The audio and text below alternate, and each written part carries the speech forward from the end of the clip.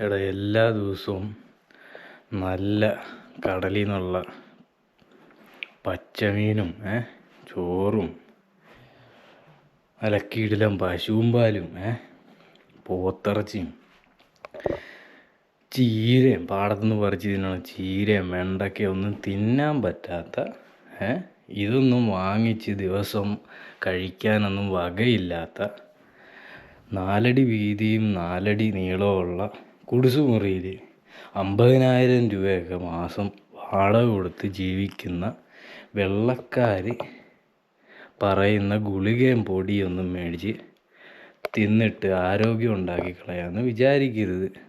കേരളത്തിലുള്ള ജ്യേഷ്ഠന്മാരും അനുജന്മാരും ചേച്ചിമാരും അനിയത്തിമാരും ഒന്നും നിങ്ങളുടെ ആരോഗ്യം നമ്മുടെ ആരോഗ്യം നമ്മുടെ കയ്യിലാണ്.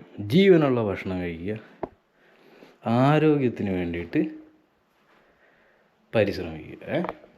നമ്മുടെ ഇന്നത്തെ സപ്പാട്ടെ അലക്കിയേക്കട്ടെ. ഇന്നത്തെ സപ്പാട്ടെ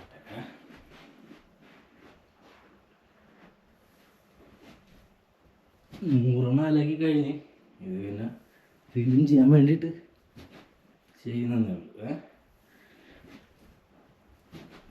ഓക്കെ, ഞാൻ പറഞ്ഞ കാര്യം മറക്കണ്ട.